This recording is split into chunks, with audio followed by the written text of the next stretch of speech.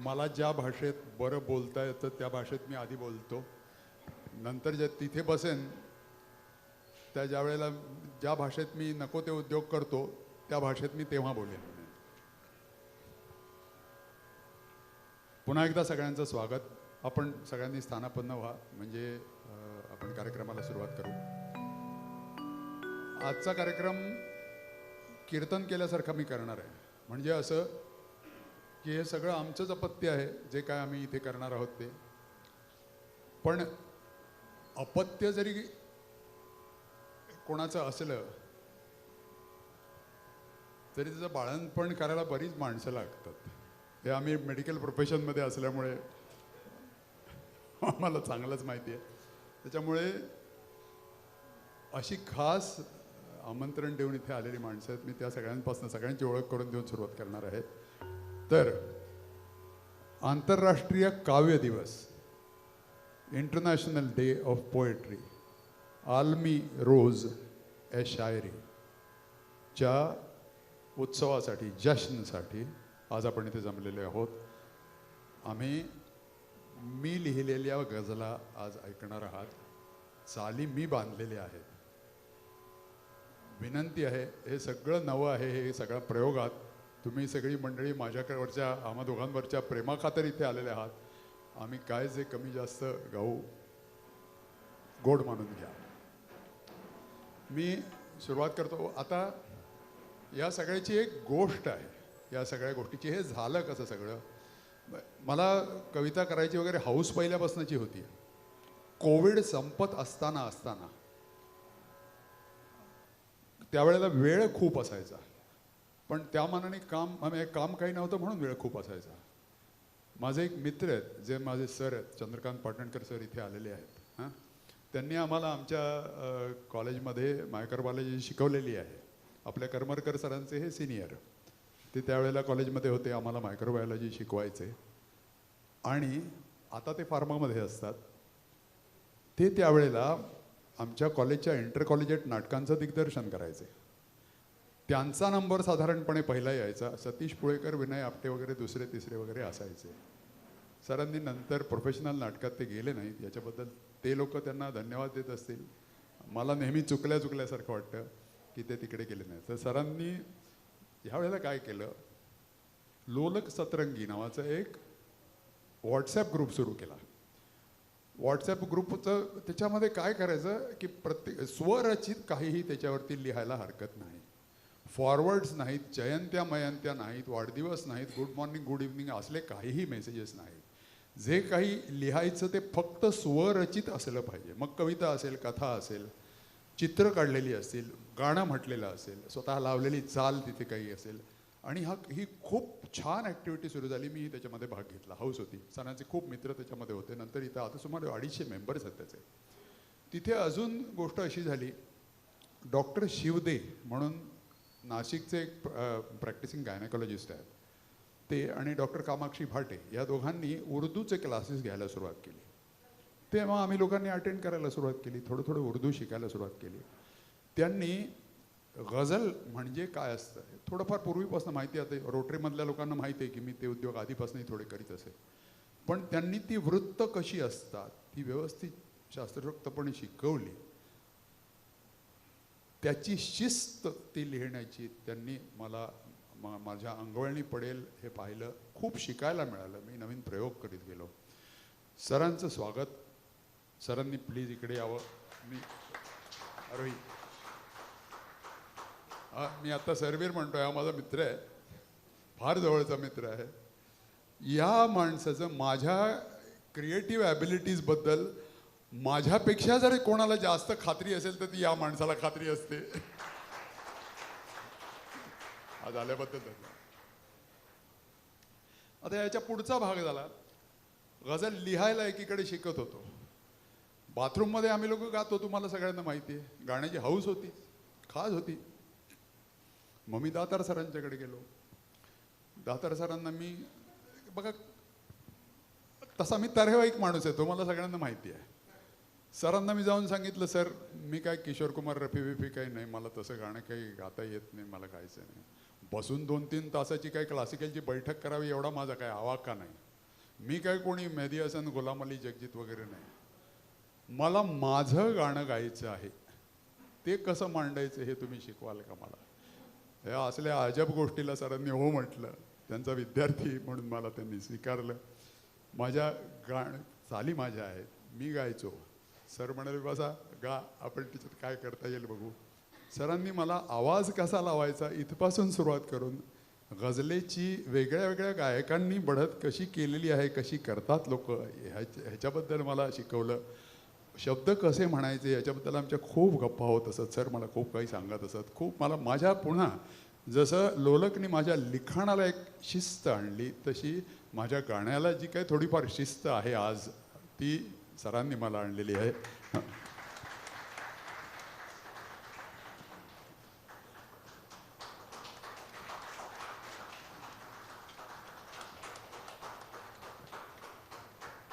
सरांचं गाणं आपण सगळ्यांनी ऐकलेलं आहे. निसर्ग राजा ऐक सांगतो पासनं आपण त्यांचं गाणं ऐकत आलेलो आहोत. आपण बदलापूरकरांनी त्यांच्यावरती प्रेम केलेलं आहे. सगळ्यात मोठी गोष्ट म्हणजे त्यांनी आज माझ्या 2 गझला गायला इथे परवानगी पावतं, म्हणजे त्यांनी मला हो म्हटलेलं आहे. रिवाजाप्रमाणे ते सिनियर आहेत, ते शेवटी गातील. याचा आम्हाला फायदा असा की तुम्ही शेवटपर्यंत बसाल आमचं गाणं ऐक. माझ्या बरोबर इथे मोठी मोठी मंडळी पाठीमागे बसलेली आहेत. तुम्ही त्यांना ओळखता, मी काय फार ओळख करून द्यावी असे नाही. हां, सौरभ पैठणकर,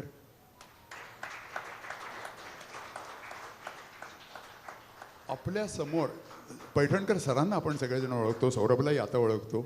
अगदी लहान असल्यापासून मोठी माणसं मोठी झाली ना आपल्यासमोर की फार बघायला फार फार मजा येते. हां, तसा हा फार मोठा झालेला माणूस आहे. अलीकडे औंध महोत्सवामध्ये सरांनी आणि सौरभने जुगलबंदी केली. हां, त्यांचं खूप मोठं नाव आहे आणि ते अर्थातच विनाकारण नाही आहे. पुन्हा आमच्यासारख्या हौशी कलाकारांसाठी त्यांनी वाजवायला इथे आज त्यांनी विनंतीला मान दिला. धन्यवाद. विनीत जोशी, आपलेच विनीत जोशी. बदलापुरामध्ये ना संगीतामध्ये तल्लख बुद्धिमत्ता असलेली जर कोणी माणसं असतील तर त्याच्यातले अग्रणी आहेत हे. तुम्ही त्यांच्या हातात कुठलंही वाद्य द्या, तालवाद्य द्या, सुरवाद्य द्या, ते उत्तम वाजतं. हां, आपल्याला बघावं लागत नाही. त्यांना गायला सांगा, उत्तमच असतं, ते आपल्याला बघावं लागत नाही. पुन्हा अशा व्यक्तीने आम्हाला इथे साथसंगत करायला आज बोलवल्यावरती विनंतीला मान दिला. धन्यवाद.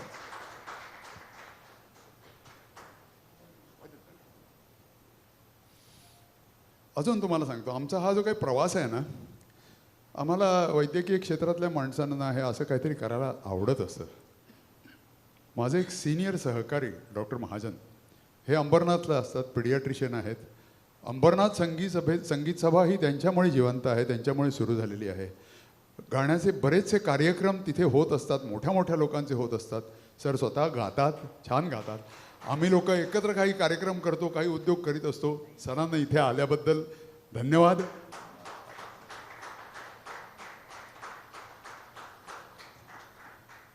डॉक्टर प्रशांत गायकवाड हे पण अंबरनाथला असतात. हे ENT सर्जन आहेत, स्वतः उत्तम गातात. रफीची तेलची गाणी फार छान गातात. आम्ही मागे एकत्र कार्यक्रम पण केले होते. आणि ह्या माणसाबद्दल अजून एक गोष्ट सांगतो. जसं मी पाटणकर सरांच्याबद्दल सांगितलं की त्या माणसाला माझ्या क्रिएटिव्ह ॲबिलिटीजबद्दल माझ्यापेक्षा जास्त खात्री आहे, तसं या माणसाला माझ्या परफॉर्मिंग ॲबिलिटीजबद्दल माझ्यापेक्षा जास्त खात्री आहे. माझ्या मनात धाकधूक असते आणि मला दरवेळेस सर तुम्ही गाणार असं असतं ते. दुसरी अजून एक गोष्ट सांगतो. हो, मला RD बर्मनचं गाणं यांनी मला गायला लावलं. मला स्वप्नात सुद्धा वाटलं नव्हतं की मी RD बर्मनचं वगैरे कधी गाणं गाईन. तलत महमूदचं गाणं यांनी मला गायला लावलं. मला खरोखर स्वप्नात सुद्धा वाटलं नव्हतं की मी कधी तलत महमूदचं गाणं गाईन. Anyway, thank you for coming. अजून एक विलक्षण व्यक्तिमत्व मिस्टर सात्विकी. हे फार्मामध्ये आहेत बरं का. हे आम्हाला नेहमी त्यांच्या व्यवसायाच्या निमित्ताने भेटत असतात, पण यांचं गाण्यावरती एवढं प्रेम आहे. जिथे कुठे गाणं असतं तिथे हे असतात. हां, ह्या दोघांच्या बरोबर असतात. आम्ही KM मध्ये गाणं केलं तिथे होते. आम्ही इथे कधी गाण्याचा कार्यक्रम असला ते तिथे असतात. हां, आणि म्हणून त्यांना मी आज मुद्दाम बोलवलंय. पुन्हा आमच्या विनंतीला मान देऊन तुम्ही आलात. हां, धन्यवाद.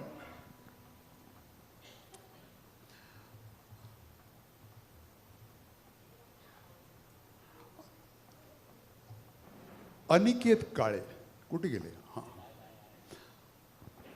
कलाकारांना आपण नेहमी नावाजतो. हे ना, हे त्या साऊंडच्या यंत्रापाठीमागचे कलाकार आहेत.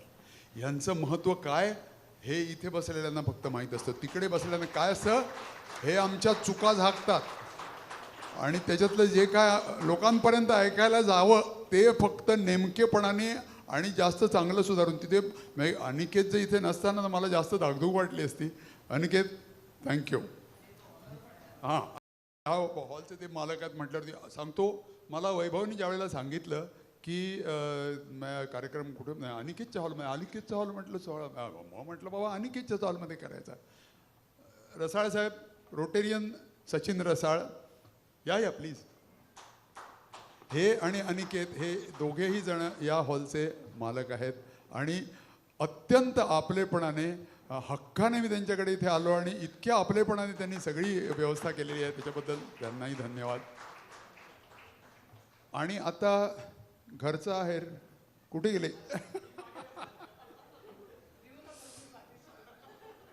आपले प्रेसिडेंट. हे सगळी आम्हा लोकांची हौस आहे. आपलं कुटुंब आहे, त्यांच्यासमोर नाही आम्ही कार्यक्रम करणार तर कोणासमोर करणार? हां, त्यामुळे आमच्या प्रेसिडेंटना आम्ही हक्काने सांगितलं बाबा आम्ही कार्यक्रम करणार होतो, आता तुम्ही होस्ट करायचा. म्हणजे तर काही पर्याय ठेवलेला नव्हता आम्ही लोकांना. तर आपलेपणाने आम्हाला हा कार्यक्रम इथे करायला परवानगी दिल्याबद्दल प्रेसिडेंट धन्यवाद. पुन्हा एकदा सांगतो, सगळी नवी गाणी गाणार आहे. हां, कोड मानून घ्या. आता मी तिथे बसतो आणि कार्यक्रमाला सुरुवात करतो.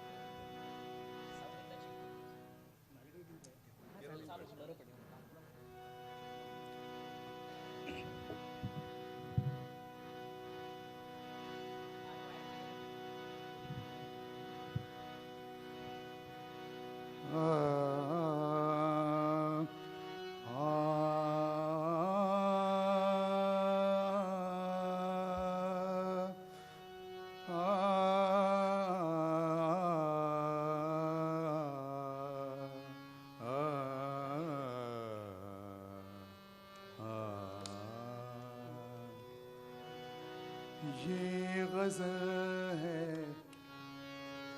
ये गज़ल है तो क्या है, कोई मुझे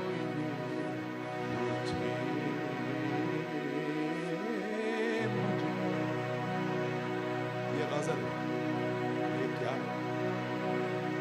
कम से कम 5, ज़्यादा से ज़्यादा 12 शेरों का एक गुलदस्ता गज़ल। हर शेर अपने आप में एक पूरी नज्म है। ये जरूरी नहीं कि एक शेर का दूसरे शेर से कोई रिश्ता हो, मतलब जिस मुद्दे पर, जिस मसले पर शेर लिखा गया है वो अलग अलग हो सकता है, लेकिन ये जरूरी है कि जो सारे शेर अशार कुल मिलाकर एक गजल कहलाते हैं वो एक ही काफिया और रदीफ से बंधे हुए होते हैं। काफिया उपांत्य यमक, रदीफ अंत्य यमक। गजल का पहला शेर मतला कहलाता है। मतला आपण मराठीत मथळा म्हणतो ना, मतला हेडलाइन टाइटल। मतले के दोनों मिसरों में ऊला मिसरा सानी मिसरा, पहली पंक्ति दूसरी पंक्ति दोनों में काफिया और रदीफ आते हैं। अगले शेरों में काफिया और रदीफ नहीं है, सिर्फ दूसरी पंक्ति में आते हैं।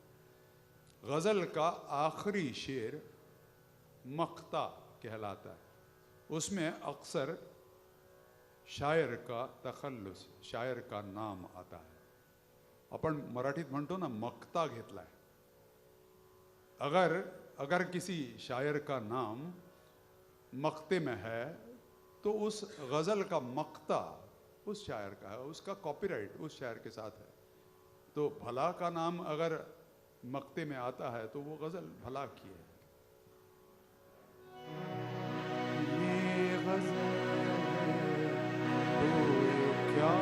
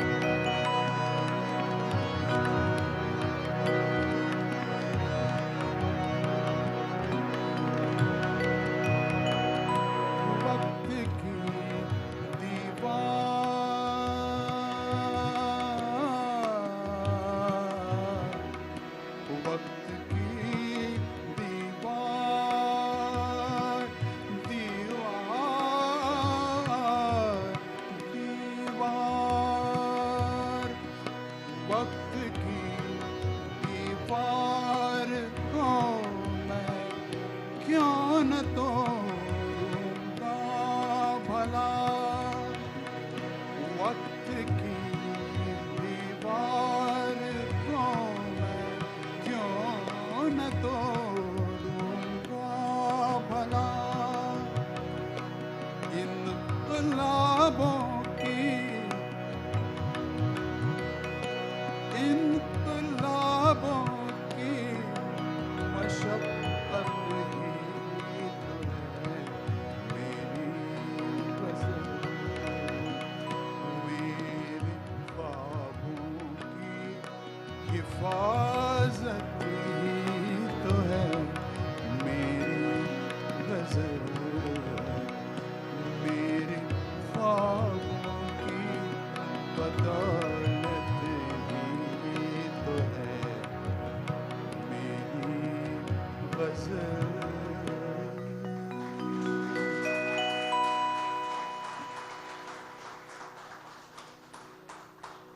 गज़ल क्या कहती है? गज़ल ख्वाबों से उभरती है, गज़ल ख्वाबों की हिफाजत करती है, जिंदा रखती है ख्वाबों को। गज़ल अमन ला सकती है, गज़ल इनकलाब ला सकती है। शेर जो होता है,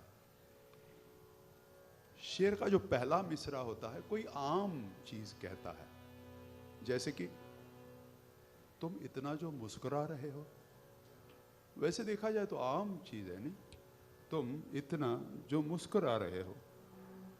और दूसरा मिसरा जो होता है, ऊली मिसरा जो होता है, तो वो उसी आम चीज को खास बना देता है। तुम इतना जो मुस्कुरा रहे हो, क्या गम है जिसको छुपा रहे हो। वही आम चीज जो थी कितनी खास हो गई। ये जो दो मिसरों का जो एक दूसरे से जो रिश्ता है, जो रिलेशन है, इसका जो मजा है वो लेने के लिए आमतौर पर पहला मिसरा बार बार दोहराया जाता है जब गजल कही जाती है या गाई जाती है तब। और फिर दूसरा मिसरा जो आता है वो कुछ खास से लेकर आता है। गजल जो बात आसानी से कही नहीं जाती वो गजल कहती है। गजल सवाल पूछने का एक जरिया है। गजल से सवाल पूछने का भी एक जरिया है। सुनिए।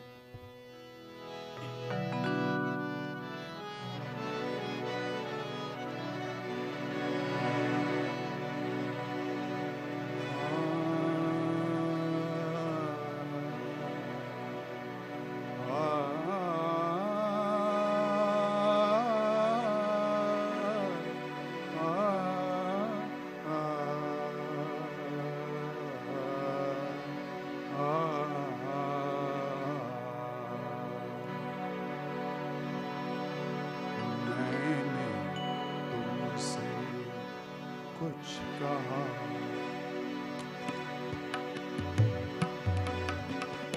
मैंने तुमसे, कुछ कहा तुम भी कहो, कुछ तो कहो। मैंने तुमसे कुछ कहा तुम भी कहो, कुछ तो कहो। या कहो कुछ प्यार से, प्यार से, प्यार से। या कहो कुछ प्यार से, गुस्सा करो कुछ तो कहो। मैंने तुमसे कुछ कहा।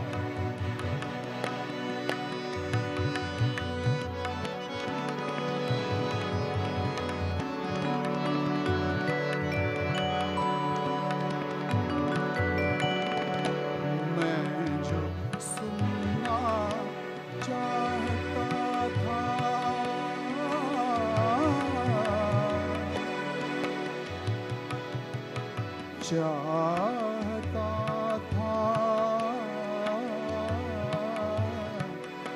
मैं जो सुनना चाहता था, मैं जो सुनना चाहता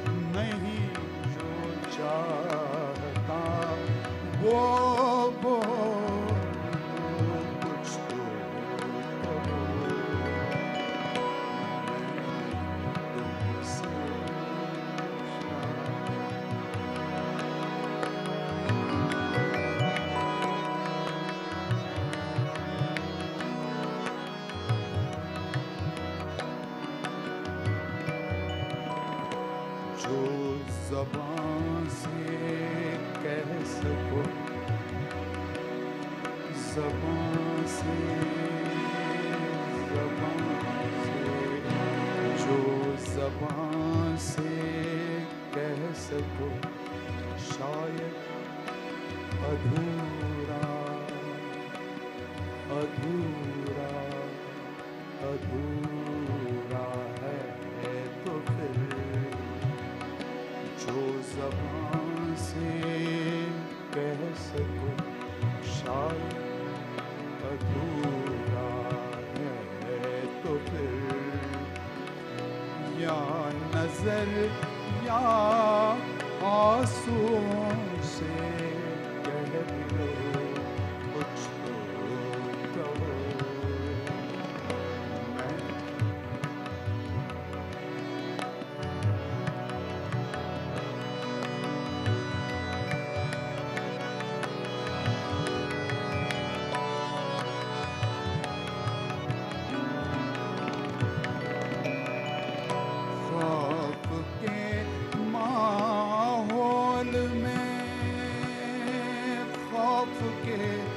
माहौल में खामोश क्यों हो, खामोश क्यों हो, खौफ के माहौल में खामोश क्यों हो तुम भला सच के पहरेदार हो, सच के पहरेदार हो। कुछ तो कहो, कुछ तो कहो। मैंने तुमसे कुछ कहा, तुम भी कहो, कुछ तो कहो। या कहो कुछ प्यार से गुस्सा करो, कुछ तो कहो। मैंने तुमसे कुछ कहा।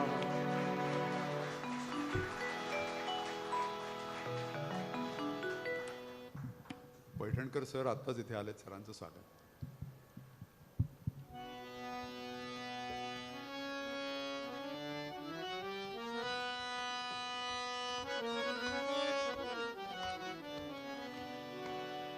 कोविड का दौर बड़ा बुरा दौर था, हम सब उसमें से गुजर चुके हैं. हमने कई हादसे देखे हैं, कारोबारों को ख़त्म होते हुए देखा है, जिंदगियां जाते हुए देखा है. जिंदगी को जिनके दिल ने हौसला रखा वो कोविड से अच्छी तरह से उभर कर बाहर निकले. उनके लिए ये गजल है सविता का.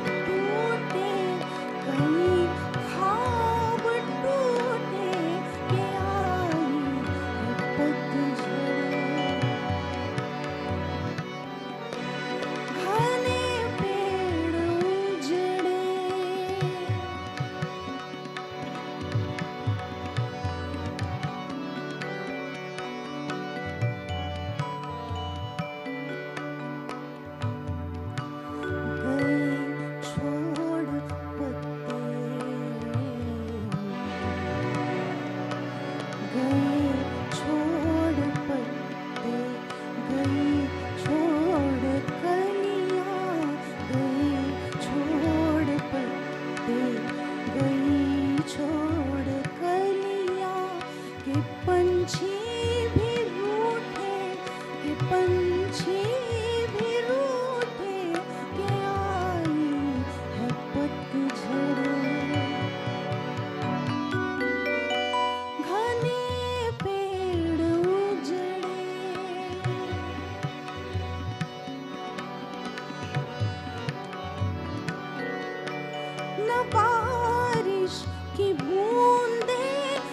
शबनम का कतरा, न बारिश की बूंदे, न शबनम का कतरा, हवा के न झोंके, हवा के न झोंके, के आई है पतझड़। घने पेड़ उजड़े, भला क्यों भरोसा न खुद पे हो मेरा, भला क्यों भरोसा न खुद पे हो मेरा, मेरा दिल न माने, मेरा दिल न माने, के आई है पतझड़। घने पेड़ उजड़े, के आई है पतझड़।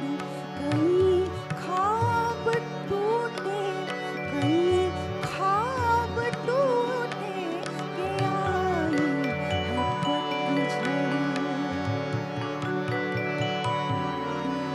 घने पेड़ उजड़े।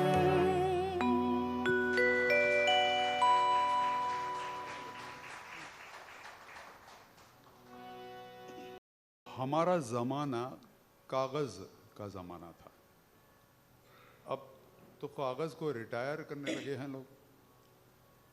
हमने मोहतरमा साहिबा को प्रपोज किया था, कागज़ पर नज़्म लिख के प्रपोज किया था।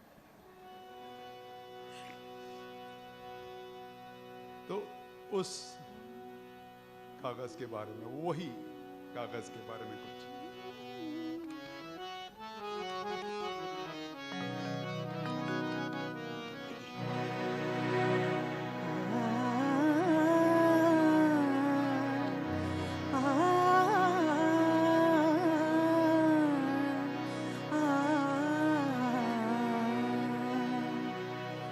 ढूंढ पाओगे वो कभी कागज, ढूंढ पाओगे वो कभी कागज, तुमको भेजा था खत वही कागज, ढूंढ पाओगे वो कभी कागज।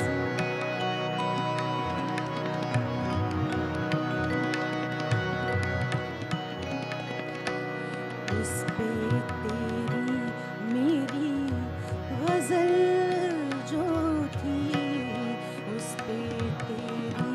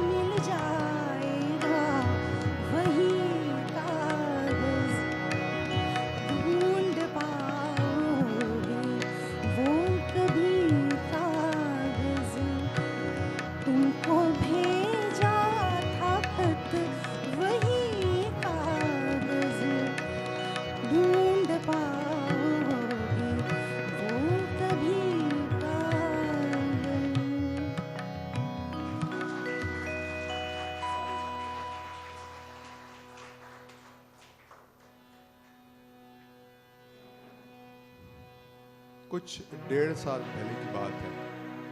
हम लोग KEM हॉस्पिटल में, हमारे अल्मा मेटर में, हमारे कॉलेज में परफॉर्म करने वाले थे। हमको न्योता दिया गया था वहाँ पर परफॉर्म करने के लिए।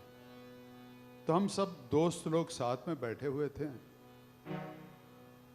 तो एक दोस्त का जिक्र निकला कि जो नशे में के गर्दिश में डूब रहा था बेचारा। तो मेरे एक दूसरे जो दोस्त हैं विनोद सखरानी, वो भी मेरे जैसे पीडियाट्रिशियन हैं, हमारे क्लासमेट हैं।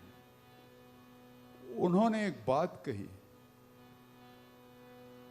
बेखुदी का मजा चखने के लिए भी होश में रहना पड़ता है। आखिर जिंदगी क्या है? महसूस होना, किसी चीज का एहसास होना, वही तो जिंदगी है ना। खुशबू है, उसका हम एहसास लेते हैं, कोई सुर है उसका एहसास लेते हैं, कोई रंग है, बू है, उसका एहसास लेते हैं। तो ये अगर एहसास ना ले पाओ तो क्या मजा है, फिर क्या जिंदगी क्या है? तो मैंने सोचा है उन्होंने बहुत बड़ी बात कह दी, तो इसके ऊपर एक गजल बनती है। तो लिखने की मैंने कोशिश की है, तर्ज बनाने की कोशिश की, हम दोनों गाएंगे, सुनिएगा।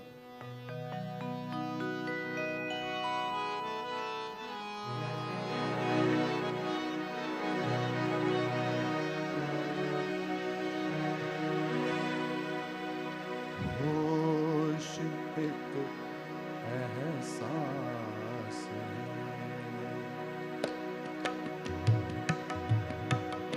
होश एक एहसास एहसास है, एहसास है, होश एक एहसास है, महसूस होना जिंदगी, गम खुशी की गोद में रोज सोना जिंदगी, होश एक एहसास है।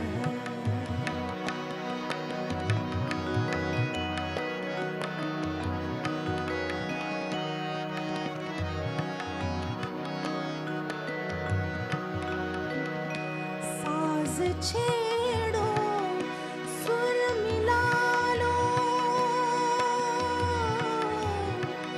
सुर मिला लो, सुर मिला लो, साज छेड़ो, सुर मिला लो, और गाओ दिल से तुम धड़कनों के ताल को, सुर में पिरोना जिंदगी, होश एक एहसास है।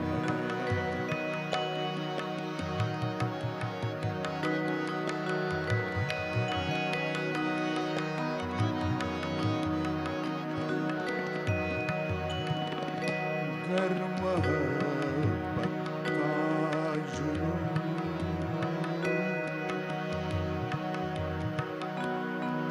मोहब्बत का जुनून,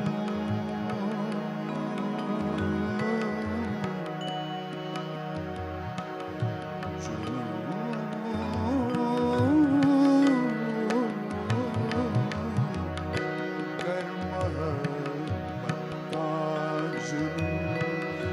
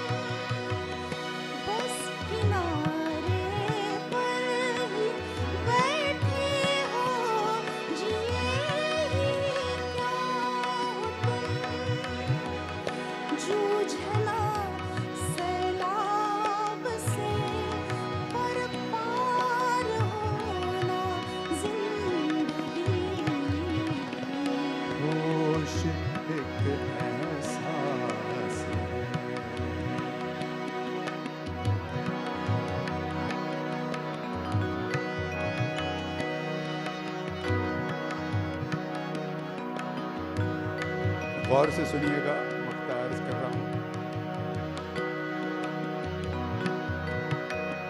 होश खोया, होश खोया, होश खोया, होश खोया, होश खोया तो भला महसूस क्या कर पाओगे। होश खोया तो भला महसूस क्या कर पाओगे। बेखुदी में भी तवाज़ुन को न खोना। तवाज़ुन बैलेंस, संतुलन, लेकिन सिर्फ बैलेंस नहीं, पॉइज। बेखुदी में भी तवाज़ुन को न खोना। जिंदगी होश एक एहसास महसूस होना। जिंदगी गम खुशी की गोद में रोज सोना। जिंदगी होश एक एहसास।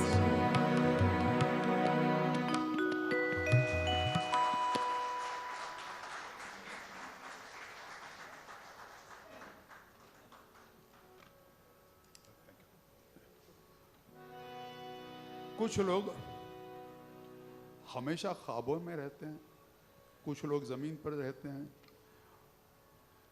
तो कुछ लोग ख्वाबों में रहते हैं, जैसे कि मैं।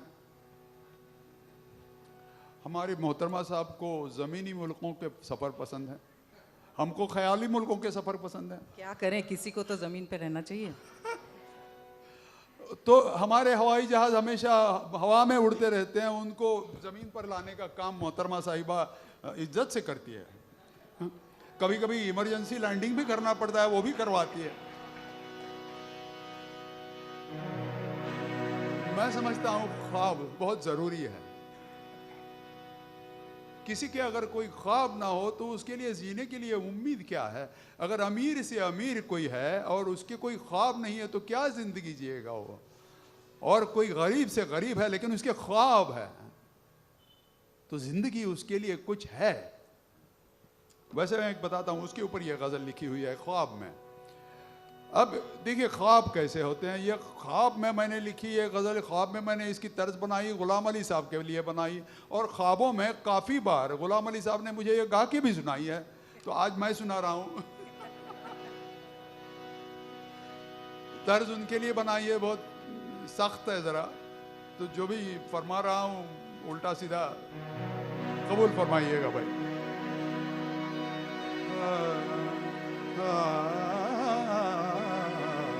इस जहां में क्यों मिले हम, इस जहां में क्यों मिले हम मिलेंगे ख्वाब में। इस जहां में क्यों मिले हम मिलेंगे ख्वाब में। क्या हकीकत क्या फसाना, क्या हकीकत क्या फसाना तय करेंगे ख्वाब में। इस जहां में क्यों मिले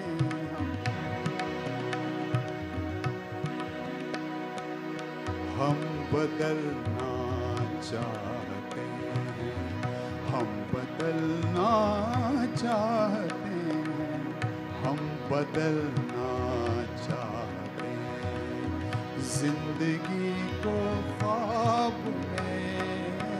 हम बदलना चाहते हैं जिंदगी को ख्वाब में। रो भी लेंगे ख्वाब में, हाँ रो भी लेंगे ख्वाब में, हाँ हंस भी लेंगे ख्वाब में।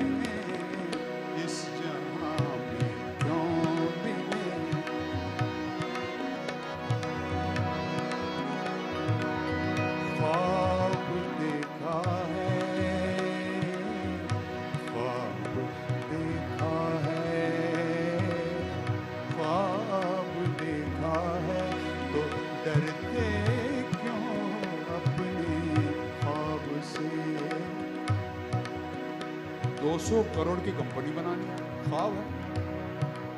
अगर डर के बैठोगे तो कैसे बनाओगे? ख्वाब देखा है तो डरते क्यों अपने ख्वाब से?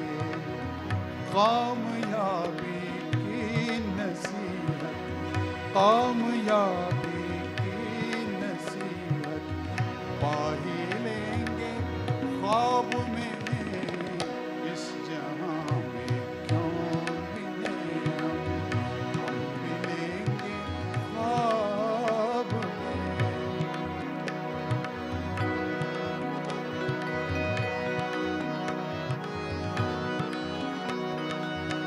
छोड़ ख्वाबों को हकीकत क्या सहेंगे हम भला?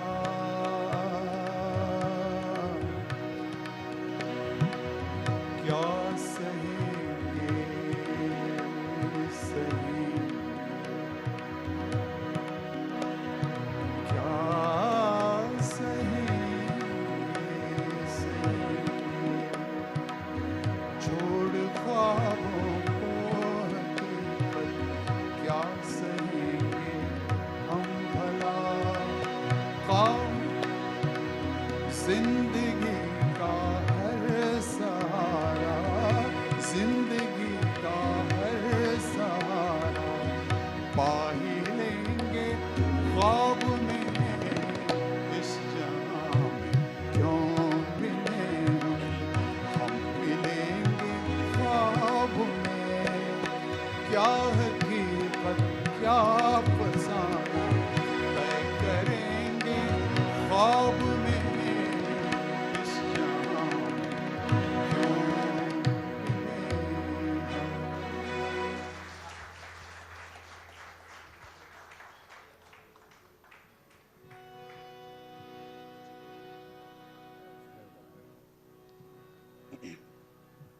आप लोगों ने आज सुबह में आईने में देखा है? खुद के इमेज से काफी परेशान रहते हैं लोग। मेरे बारे में किसने क्या रिव्यू लिखा है ना? मालूम भी होना चाहिए कि लोग हमारे बारे में क्या सोचते हैं। लेकिन मैं कौन हूं का सच सोशल मीडिया में देखकर या आईने में देखकर थोड़े ही ना मिलने वाला है। वो जो अंदर से आता है वही सच है। सुनिए।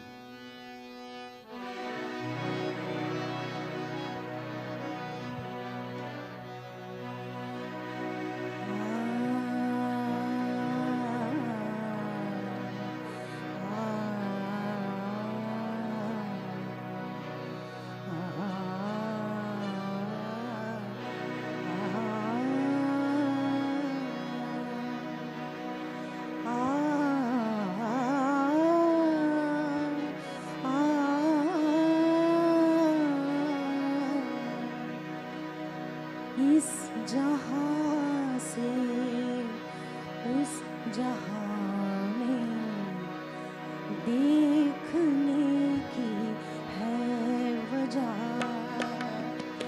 इस जहां से उस जहां में देखने की है वजह।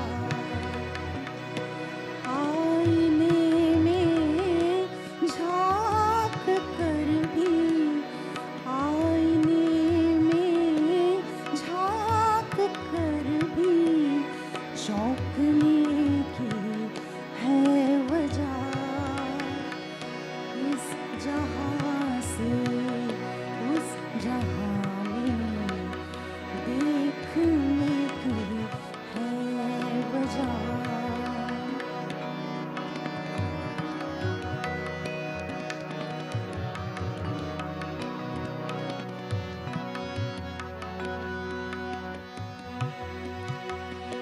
आईना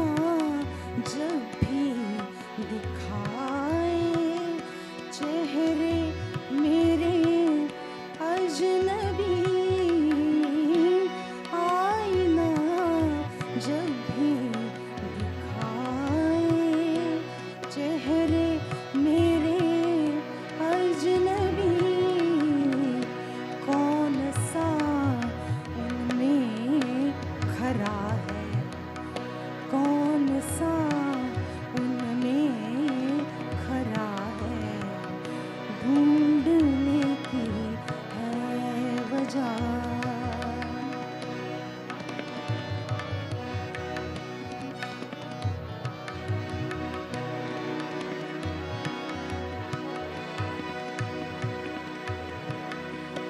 एक पर्दा है नजर पे, आया दिखता नहीं। एक पर्दा है नजर पे, आईना दिखता नहीं। ये नशा आँखों पे क्यों है, ये नशा आँखों पे क्यों है, सोचने की है वजह। आईने में झाँक कर भी चौंकने की है वजह। इस जहां से उस जहां में देखने की है वजह।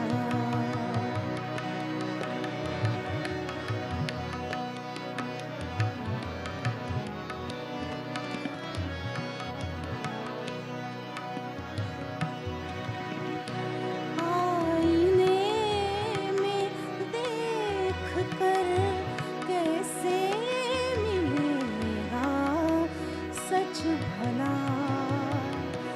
आईने में देख कर कैसे मिलेगा सच भला। असलियत को अक्स से, असलियत को अक्स से पहचानने की है वजह। इस जहां से उस जहां में देखने की है वजह। आईने में झाँक कर भी चौंकने की है वजह। इस जहां से उस जहां में देखने की है वजह।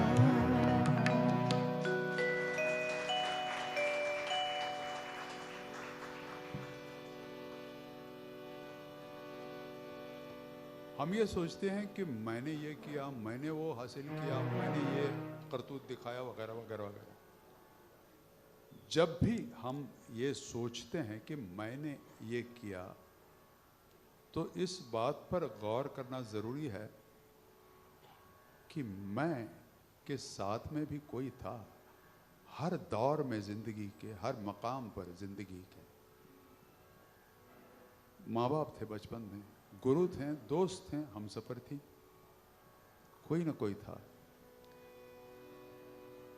उसके लिए कुछ, उसके लिए एक गज़ल।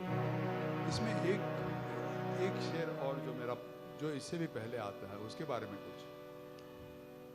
हमको बचपन से लेकर हमेशा कोई ना कोई मंजिल दिखाई जाती है कि 10वीं में अच्छे मार्क्स लाओगे तो बम्बई में कॉलेज में भेजेंगे, 12वीं में बहुत अच्छे मार्क्स लाएंगे तो मेडिकल में एडमिशन मिलेगी, फाइनल MBBS में अच्छे मार्क्स मिलेंगे तो अच्छा पोस्ट ग्रेजुएशन कुछ मिलेगा, वगैरह वगैरह। अब देखिए, मंजिल एक हो गई, दूसरी हो गई, मंजिल हो और आ गई। मंजिलें तो ख़त्म नहीं होती, मंजिल तो आगे भी है और है और है।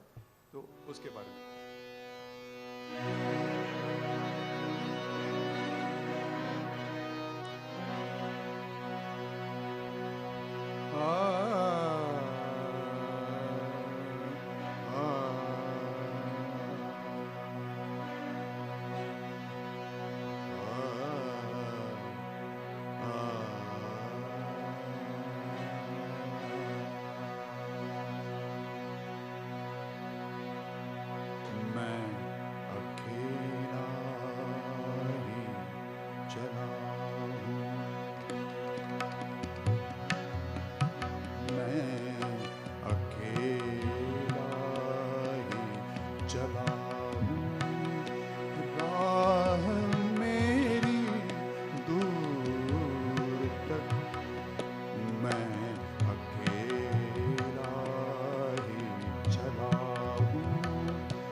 राह मेरी दूर तक, राह में आगे या पीछे है न कोई दूर तक, मैं अकेला ही चला।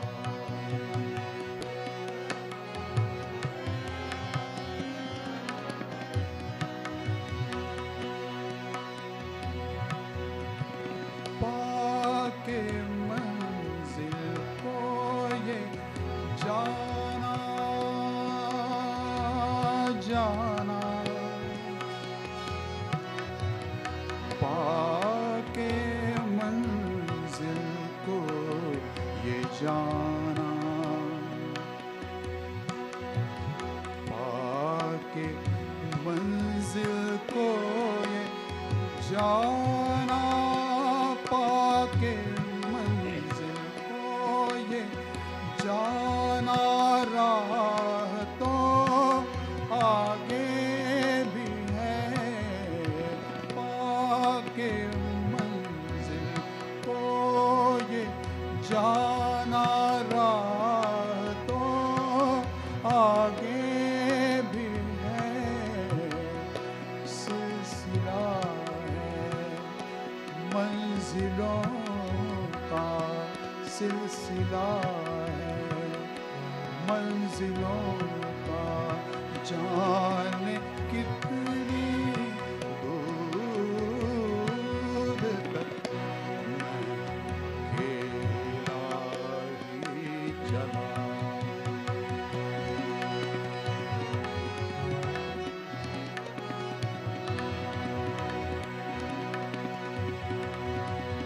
चलते रहना, चलते रहना, चलते रहना,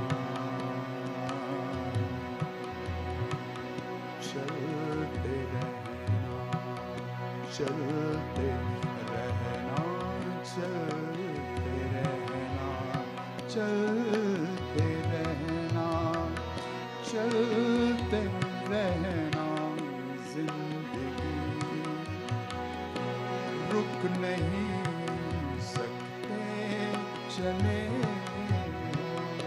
चाहे जितनी दूर तक, मैं अकेला ही चला।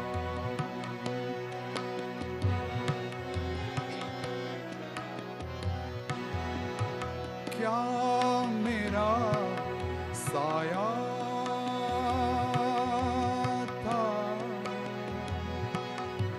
साया था,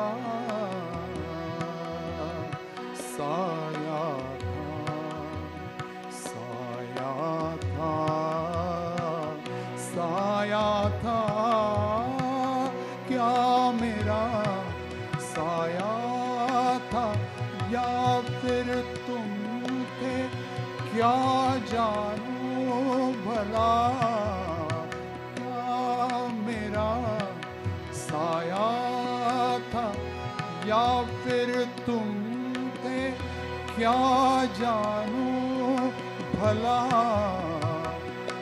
जिंदगी मेरी सवारी, तुमने इतनी दूर तक, मैं अकेला ही चला हूँ, राह मेरी दूर तक, राह में आगे या पीछे है न कोई दूर तक, मैं अकेला ही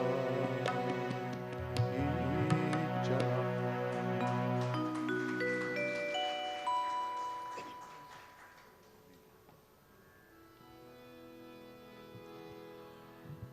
हम जिंदगी में सोचते बहुत ज्यादा बार हैं, ज्यादा सोचते हैं, जरूरत से ज्यादा सोचते हैं। कुछ दिल से करना चाहिए, दिल में आए तो कर लेना चाहिए। फिर से हमारे उसी दोस्त के बारे में कुछ, विनोद सकरानी, आजकल वो क्या बहुत अच्छे सिंगर हैं, वो क्या करते हैं आजकल ओल्ड एज होम्स में जाते हैं, जब कभी वक्त मिले वहाँ के लोगों के साथ गाना गाते हैं, नाचते हैं, दिल में जो आया है वो करते हैं, शिफा बांटते हैं। इससे शिफा का मतलब है संजीवनी, क्योर। हाँ, उनके गाने से उन लोगों को शायद शिफा मिलती होगी, तो उस बारे में कुछ।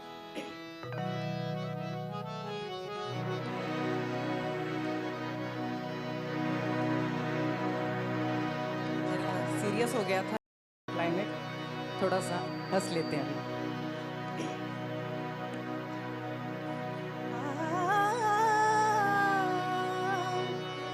मुस्कुराना चाहते हो,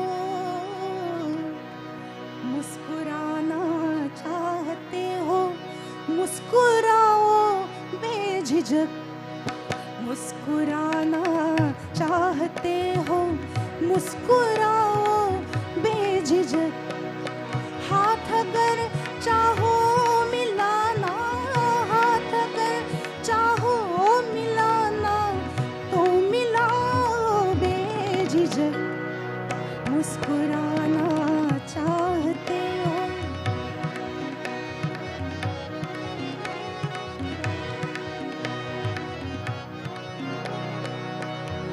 वो तुम्हें चाहे न चाहे, वो तुम्हें चाहे न चाहे, छोड़ दो ये सोचना।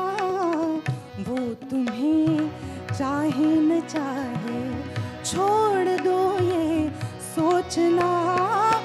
तुम किसी को चाहते हो, तुम किसी को चाहते हो, तो बताओ बेझिझक। मुस्कुराना चाहते हो।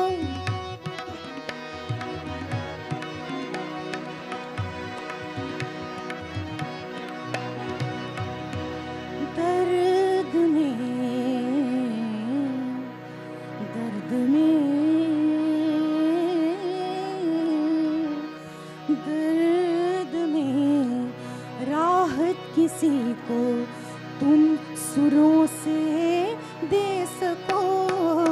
दर्द में राहत किसी को तुम सुरों से दे सको। बांटते जाओ शिफा तुम, बांटते जाओ शिफा तुम, गुनगुनाओ बेझिझक। मुस्कुराना चाहते हो।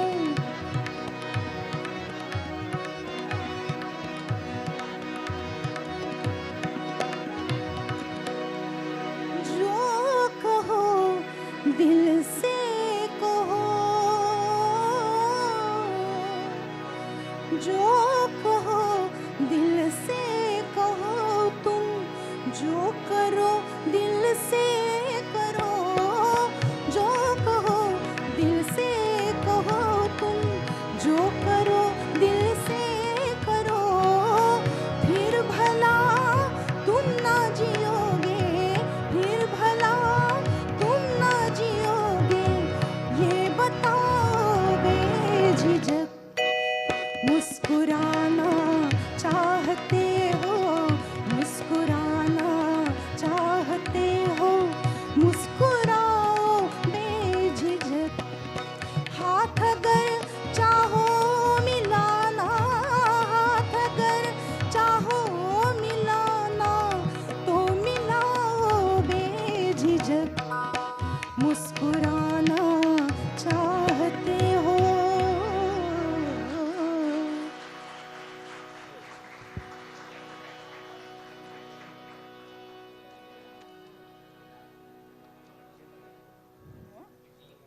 एक कड़ हो गया।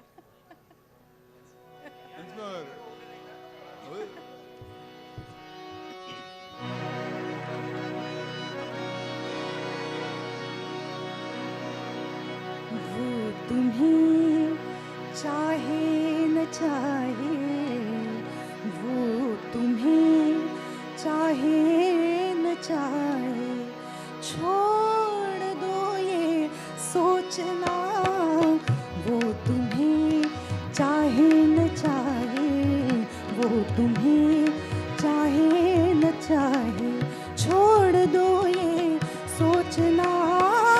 तुम किसी को चाहते हो, तुम किसी को चाहते हो, तो बताओ बेझिझक, मुस्कुराना चाहते हो, मुस्कुराना चाहते हो, मुस्कुराओ बेझिझक।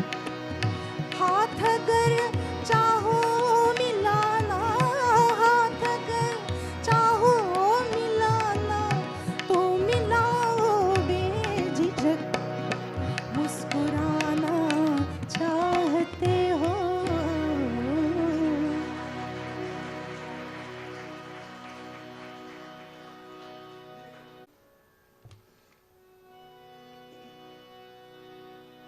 एक गज़ल मैंने लिखी थी, उसमें एक लफ्ज़ इस्तेमाल किया था, लालच। अब ये लालच शब्द जो है ना, वो कोई अच्छे मतलब से कभी गाया बोला नहीं जाता। लालच तो मोहतरमा साहिबा को लालच पसंद नहीं था, और भी लोगों ने बताया मुझे, हाँ, कि लालच के बजाय कुछ दूसरा अगर इस्तेमाल कर सको तो ठीक होगा बेटा। हाँ, उसके बारे में कोई इम्कान, कोई पर्याय भी दिए गए मुझे, अच्छे अच्छे पर्याय दिए गए एक्चुअली, जो मीटर में भी बैठते थे। फिर मैंने तो लिखा था लालच, मैंने फिर गूगल में डिक्शनरी खोली, रेख्ता खोली, उसमें देखा कि लालच का मतलब क्या होता है, तो ग्रीड, जो पूरी होकर भी कभी पूरी नहीं होती है, ऐसी कोई तमन्ना, ग्रीड, पूरी तरह से कुछ चाहना, यही तो है ना लालच। तो मैंने सोचा कि भाई मुझे लालच ही है, पेश कर रहा हूं लालच।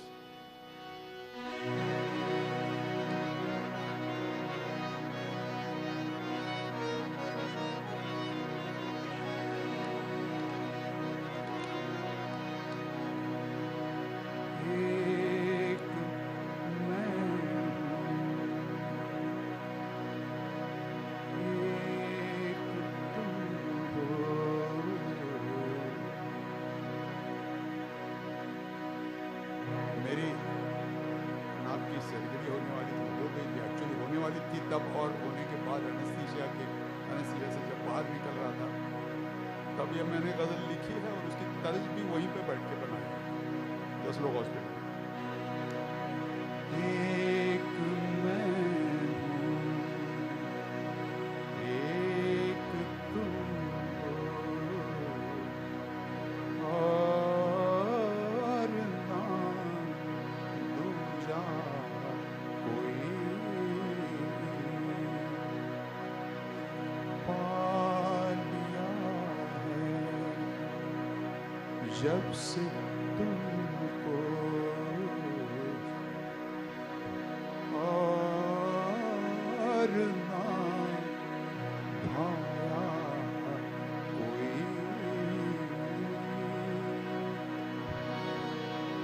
हाथ तेरे हाथ में हो,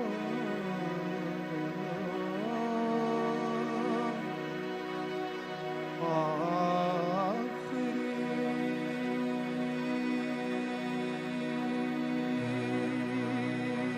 दम मेरे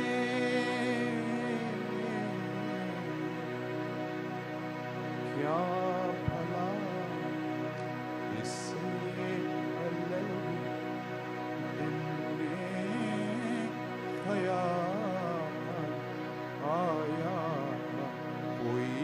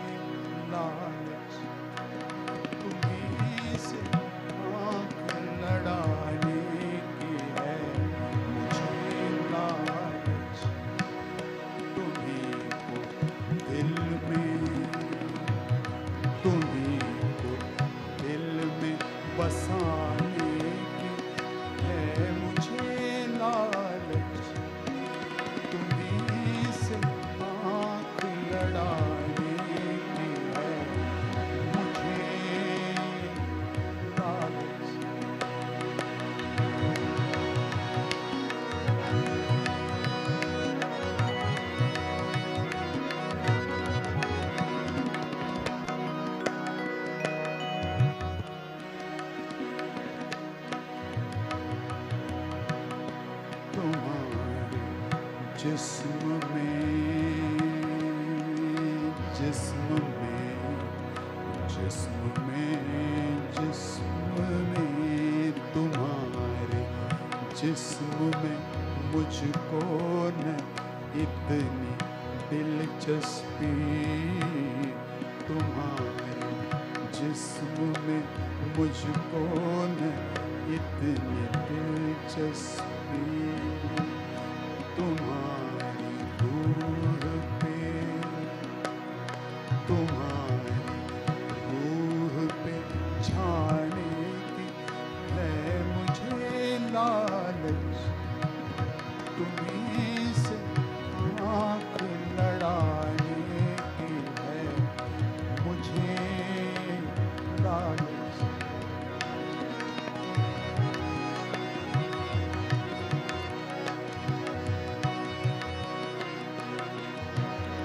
मैं तुमसे तुमसे ही तुमसे मैं तुमसे तुमसे ही प्यार करता हूँ मैं तुमसे ही प्यार करता हूँ ये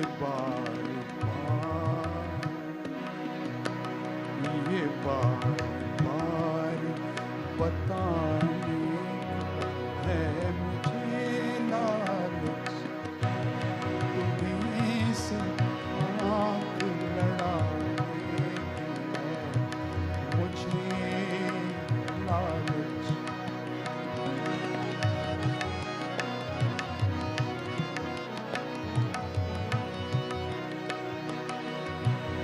भला कहीं पूरी दुनिया से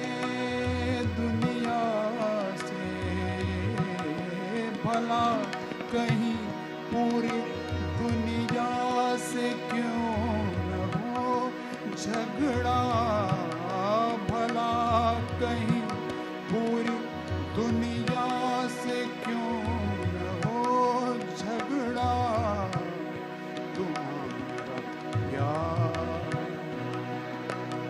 तुम्हारा प्यार निभाने की है मुझे लालच तुम्हीं से आँख लड़ाने की है मुझे लालच तुम्हीं को दिल में बसाने की है मुझे लालच तुम्हीं से आँख लड़ाने की है मुझे लालच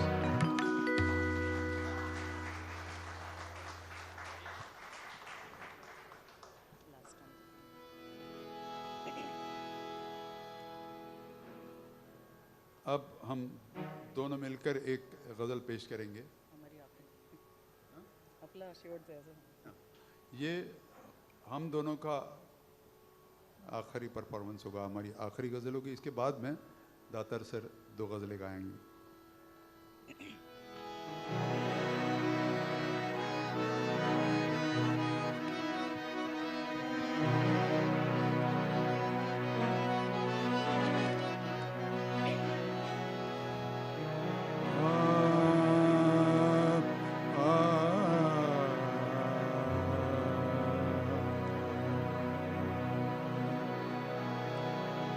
जिंदगी का हर कदम मिलके चलेंगे साथ साथ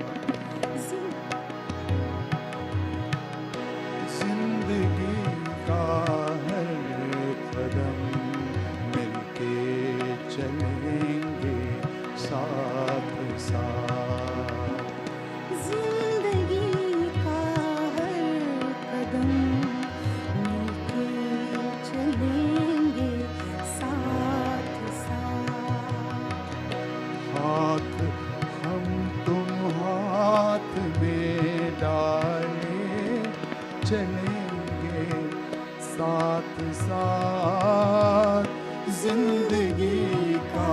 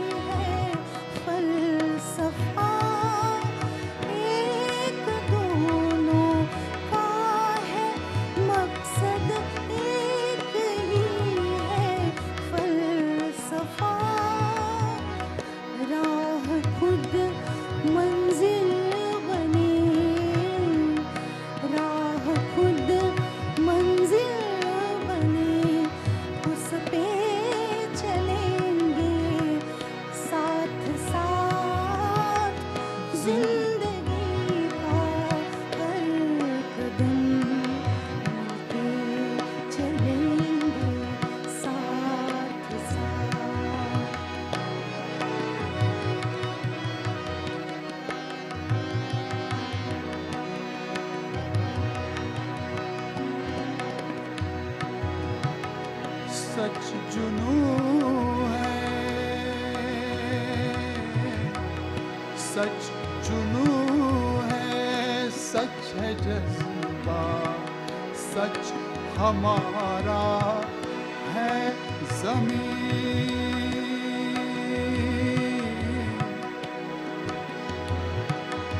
ज़मीन सच जुनू है, सच है जज्बा, सच हमारा है ज़मीन। सच का थामा हाथ अब हमने, चलेंगे साथ साथ जिंदगी का हर कदम मिलके चलेंगे साथ साथ।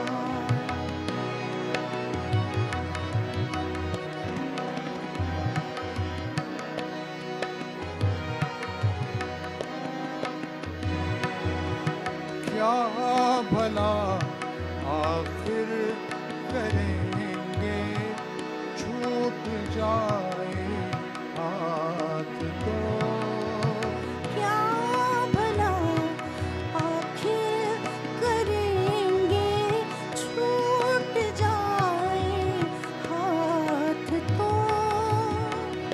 दिल में तेरी याद को, दिल में तेरी याद को लेके चलेंगे साथ साथ जिंदगी का हर कदम मिलके चलेंगे साथ साथ।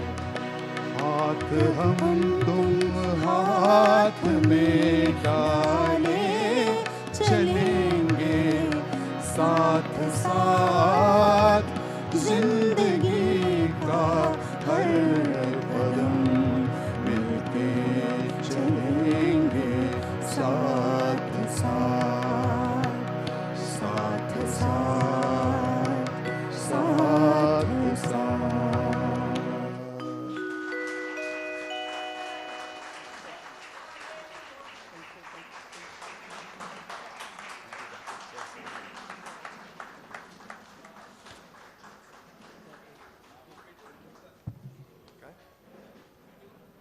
नाही नाही, पेटीवरून उठू नका, नाही उठत.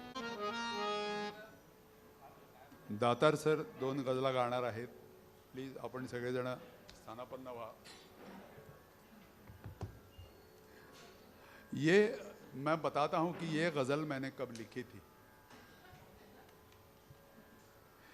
पेशावर के स्कूल में टेररिस्ट ने हमला किया था और तब बड़ा बेचैन होकर मैंने ये गज़ल लिखी थी.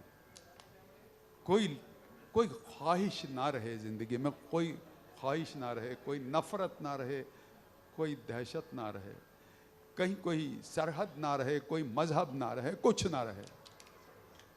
ये मैंने लिखने की कोशिश की थी और मैंने इसकी तर्ज तो बनाई, लेकिन मैं अपने आप को, खुद को मैंने कभी काबिल नहीं समझा कि ये मैं गा पाऊँ. तो सर आज ये गाने वाले हैं, तो सर से मैं दरख्वास्त करूँगा कि ये गज़ल गाए.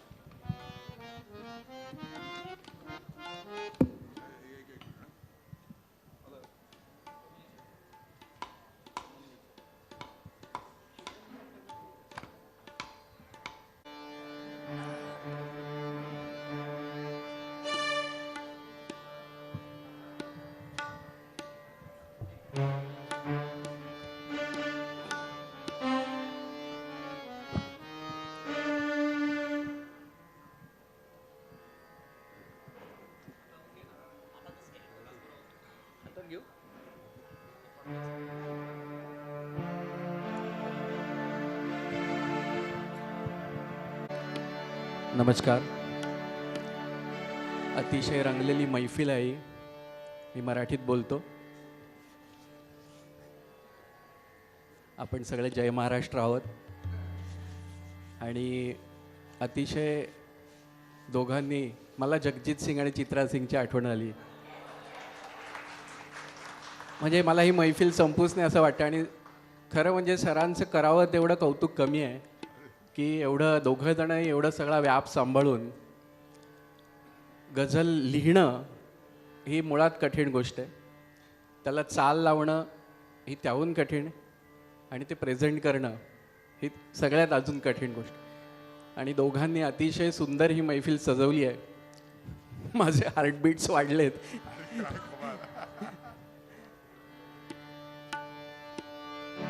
सांभाळून घ्या.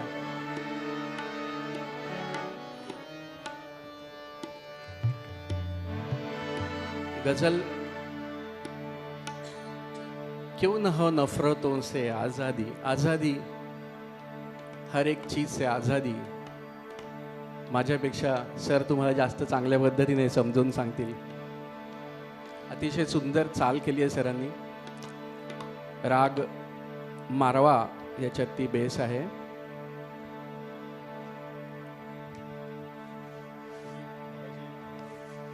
झालं होतं त्यावेळेस मी सांगितलं, पेशावरच्या शाळेमध्ये ज्या वेळेला टेररिस्टचा हल्ला झाला त्यावेळेला उद्विग्न होऊन मी ही कविता लिहिली होती की नफरत नसावी, दहशत नसावी, सरहद नसावी, मजहब नसावा, कुठलीही लालच नसावी, ख्वाहिश पण नसावी. कशी पाडगावकर म्हणायचे ना, जसं झाड असतं, जसं पाखरू असतं तसं आपण असावं. तर ते काहीसं मी सांगण्याचा प्रयत्न केलाय, मला माहित नाही सर गातील.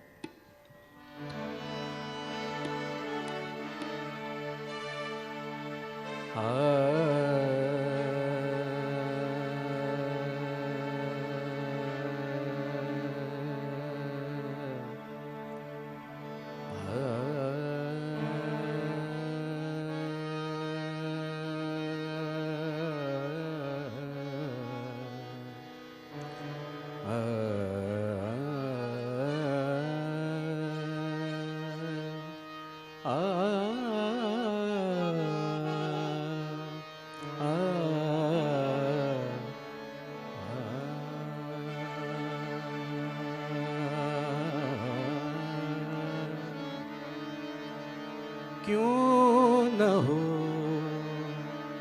नफरतों से आज़ादी,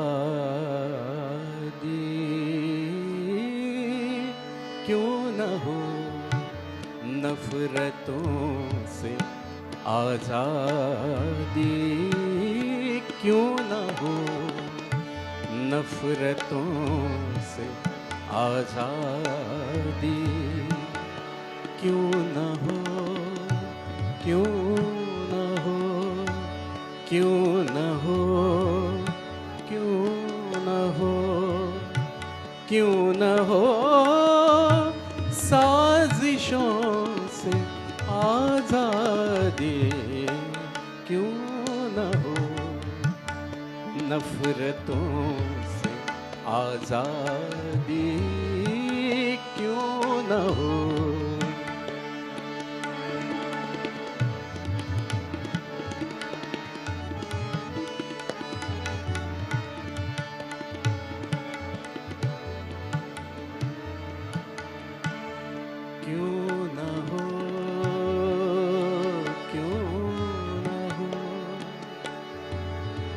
क्यों न हो गर्दिशों से आज़ादी, क्यों न हो गर्दिशों से आज़ादी, क्यों न हो दहशतों से आज़ादी, क्यों न हो नफरतों से आज़ादी,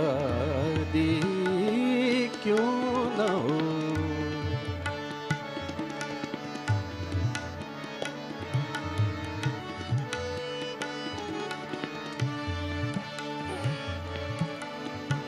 निरग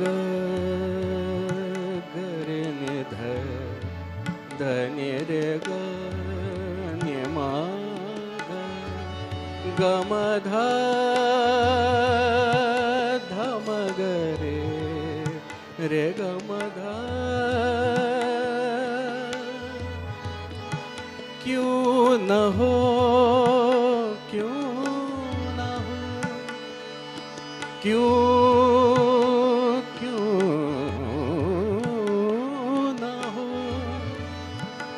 क्यों न हो सरहदों से आजादी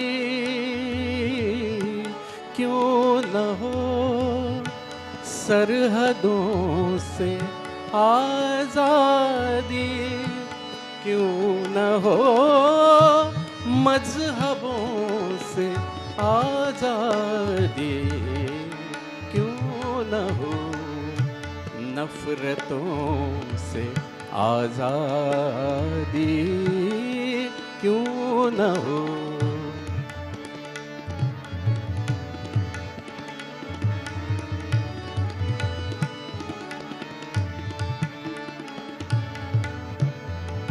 क्या बात है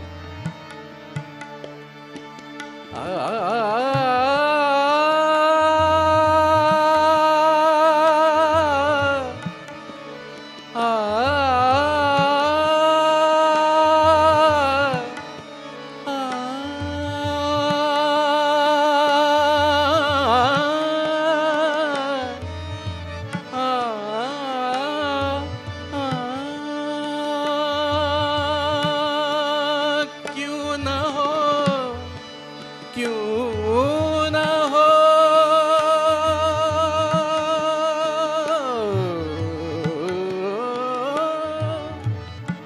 क्यों न हो क्यों न हो लालचों से आजादी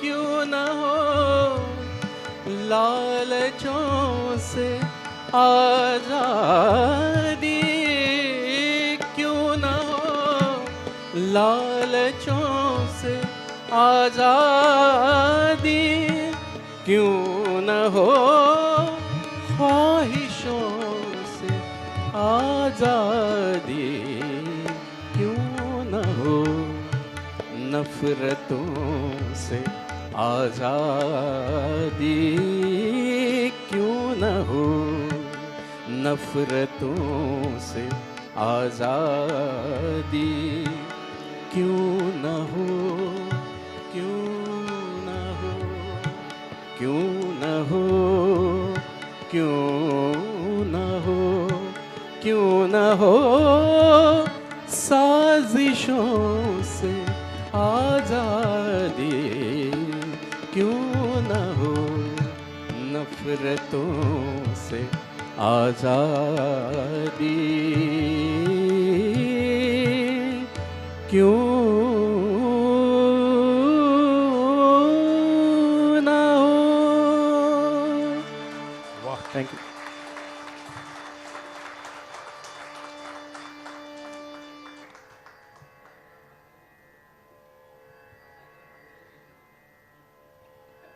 क्या कहूँ बस ज़्यादा कुछ कहे बिना मैं अगले गज़ल के बारे में कहता हूँ, वही ठीक रहेगा। हम सब रोटेरियंस हैं। रोटेरियंस पीस के लिए, अमन के लिए काम करते हैं। मैंने सोचा था कि मैं अमन का तराना लिखूं। मैंने ये जो भी गज़ल लिखी है अभी अमन का तराना लिखा है मैंने। तराना का मतलब एंथम, अमन का तराना। ये एक कसम है जो हम में से हर किसी ने खानी चाहिए। सुनिए, ये भी मैं खुद को ये गाने के काबिल नहीं समझता, इसके लिए मैंने सर से दरख्वास्त की है कि वो गाएं। उन्होंने पहली गज़ल किस तरह से गाई आपने सुना है, तो मैं बहुत सुनना चाहता हूँ कि वो कैसे गाते हैं।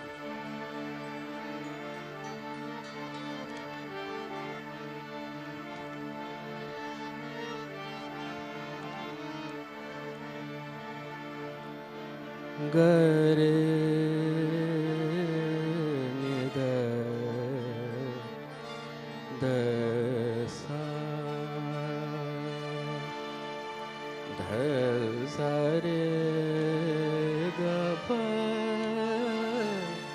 गपद रे रे गपद नि ग म रे ग रे नि ध ध सा। कुछ हो ऐसा चैन से मैं इस ज़मीं पे जी सकूं। कुछ हो ऐसा चैन से मैं इस ज़मीं पे जी सकूं। कुछ हो ऐसा चैन से मैं इस ज़मीं पे जी सकूं। या खुदा कर दे रहम, या खुदा कर दे रहम, इंसान बन के जी सकूं। या खुदा कर दे रहम, इंसान बन के जी सकूं।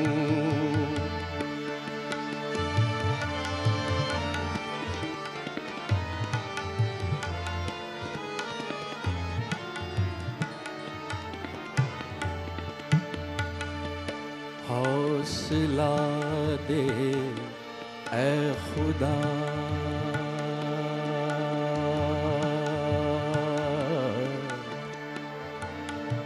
हौसला दे,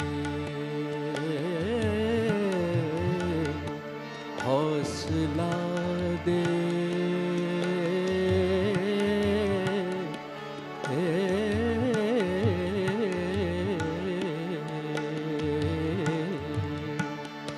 हौसला दे ऐ खुदा। खुद पे भरोसा मैं करूं, हौसला दे ऐ खुदा। खुद पे भरोसा मैं करूं, सबको जीने दूं अमन से, सबको जीने दूं अमन से, खुद अमन से जी सकूं। या खुदा कर दे रहम, इंसान बन के जी सकूं।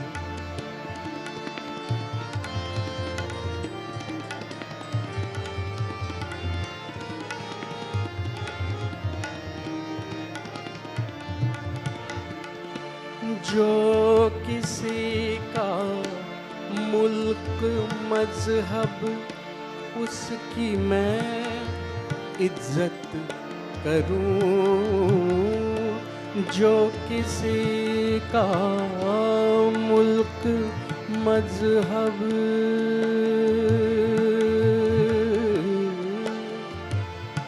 जो किसी का मुल्क मजहब, उसकी मैं इज्जत करूं। जो किसी का मुल्क मजहब, उसकी मैं इज्जत करूं। जो है मेरा बेझिझक, जो है मेरा बेझिझक, उसको ही थामे जी सकूं। या खुदा कर दे रहम, इंसान बन के जी सकूं।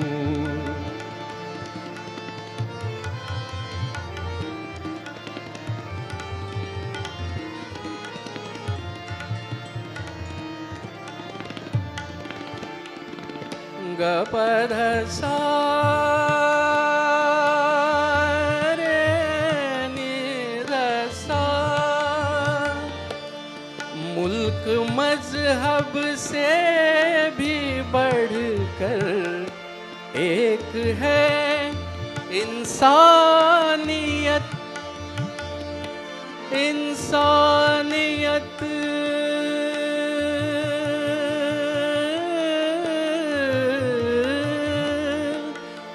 मुल्क मजहब से भी बढ़कर एक है इंसानियत। एक बस इंसानियत के ही सहारे जी सकूं। एक बस इंसानियत के ही सहारे जी सकूं। या खुदा कर दे रहम, या खुदा कर दे रहम। इंसान बन के जी सकूं, इंसान बन के जी सकूं, इंसान बन के जी सकूं।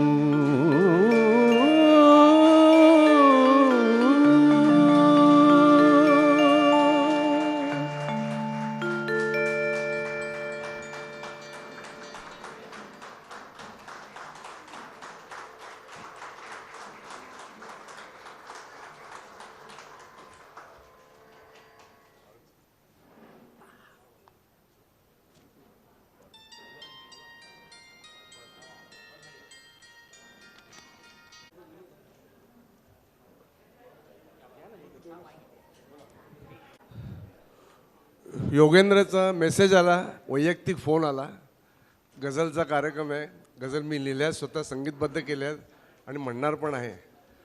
असं म्हणल्यानंतर गझलचा कार्यक्रम म्हणलं की जरा आपल्या डोक्यावरनं पाणी येणार, काय समजणार नाही, काही नाही असं वाटलं होतं. पण गझल इतक्या सोप्या भाषेत लिहिल्या आहेत, त्याचा आशय पण चांगला आहे.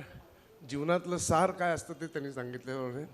कसं असतं माहिती आहे, लहानपणापासून आपण ज्या संस्कारात वाढतो आणि आयुष्याचे अनुभव एक एक एक एक घेत जातो, तर या वयाच्या आयुष्याच्या या पदावर असताना त्याला जे आत्तापर्यंत जे सुचलं, चांगलं वाटलं, जीवनाचं सार काय, माणसाने कसं जगावं, आपलं आयुष्य म्हणजे काय हे त्यांनी खूप छान सांगितलं. अत्यंत आभार. आणि खरंच मी फक्त त्याच्यापेक्षा वयाने मोठा आहे म्हणून त्याच्या पाठीवरती थाप मारतो.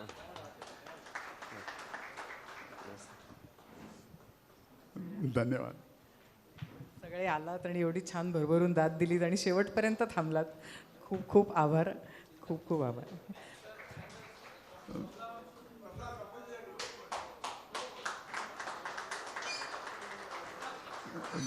दातार सरांनी खरोखर 4 चांद लगाय म्हणतात ना, तसं फारच म्हणजे त्या शब्दांना फारच छान सर गायले. हां, सौरभ आणि विनीत दोघेजण इथे होते म्हणून आमच्या मैफलीला जो आज काही जी गंमत आली ती आली. आणि सगळ्यात महत्त्वाचं म्हणजे ती जसं म्हणाली तसं प्रत्येक शब्द आमचा मन लावून तुम्ही ऐकलात आणि त्याला दाद दिली. तुम्ही समरसून सगळेजण ऐकत होतात. तुम्हाला दाद दिली पाहिजे. खरोखर धन्यवाद, मनापासून धन्यवाद.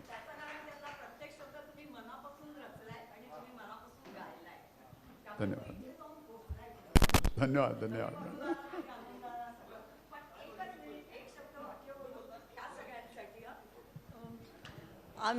मी डॉक्टर चुरी, तुम्ही म्हणाल कोण आगाऊबाई आहे. गेले 51 वर्ष ह्या गावात आहे. काहीच नव्हतं तेव्हा पण आम्ही संगीत सभा वगैरे सुरू केली होती. पण आता इतके सगळे दर्दी लोक असताना सुद्धा ह्या गावात काहीच नाही असं वाटतं. सर तुम्ही मान्य कराल तर सौरभ, विनीत आणि कोण कौस्तुभ तिघांना मी खरंच रिक्वेस्ट करते की आजच्यावरून तुम्हाला कळेल की ही आपल्या गावाची भूक आहे आणि ती भूक तहान आपण सगळ्यांनी भागवावी. तर आपण असे कार्यक्रम ह्याच्यापेक्षा म्हणजे वेगवेगळे कार्यक्रम सतत करत राहूया. म्हणजे आम्हाला बरं वाटेल. आता म्हातारपणी काहीतरी आहे ह्या गावात असं वाटेल. धन्यवाद, धन्यवाद बोलायला दिल्याबद्दल. थँक्यू. Thank you madam. कारण कुळगाव संगीत सभा म्हणजे आत्ता त्याचे खरे मोठे समर्थक हे वामनराव आपल्यात नाहीत, पण त्यांनी जेव्हा सुरू केली तेव्हा खरंच हा आम्हाला या गावात आम्ही आलो आणि स्थायिक झाल्याचं मुख्य कारण इथे गाणं आहे. आणि ते आता कुठेतरी हरवत चाललं असं वाटतं. ही नवीन पिढी आहे, आरोहीची आई हे सगळेजण आता ही धुरा पुढे नेतील अशी खूप आशा आहे. विलास सरांना थोडं बोलायचं आहे त्यांचं मनोगत. धन्यवाद. गेले 2 तास आपण अतिशय मंत्रमुग्ध होऊन हे सगळं ऐकत होतं. कान एकदम तृप्त झाले. आणि रोटरी क्लबच्या वतीने मला सविता जावडेकर आणि योगेंद्र जावडेकर आणि त्यांच्या एंटायर टीमचं कौस्तुभ सरांचं पण फार ॲक्च्युली कौतुक करावं तेवढं थोडं, अभिनंदन करावं तेवढं थोडं आहे. आणि एकच जाता जाता मी एवढं म्हणेन की मेरी गझल इन सब लोगों से सुनने की, बार बार सुनने की हमें हो गई है लालच. धन्यवाद. आता घरचा आहे रे मला मगाशी दिला म्हणून मी रिटर्न गिफ्ट पण देतो की खरंच विलास सर म्हणाले की आम्हाला आता ती लालच निर्माण झालेली आहे पुन्हा पुन्हा ऐकायची. आणि इतक्या वर्षांचे सरांचे अनुभव, सरांची तळमळ आणि त्यांचा जो स्वभाव आहे तो या सर्व गझलांमधून त्यांनी फार छान व्यक्त केला. मी संगीताचा दर्दी नाही, कानसेन पण म्हणणार नाही स्वतःला, पण हे ऐकत राहावं असं वाटणं याच्यातच त्यांच्या कलेचं उत्तुंग यश आहे असं मी या ठिकाणी व्यक्त करतो. आणि पुन्हा एकदा आपण असंच काहीतरी ऑर्गनाईज नक्कीच करूया. सर मी जाहीर करतो रोटरी क्लबतर्फे तुमच्या वतीने की पुन्हा एकदा नक्कीच आपण काहीतरी असं ऑर्गनाईज करूया की जेणेकरून पुन्हा आम्हा सर्वांना तो आनंद, ती अनुभूती चांगल्या पद्धतीने घेता येईल. ठीक आहे. यस नक्कीच. हो जरूर.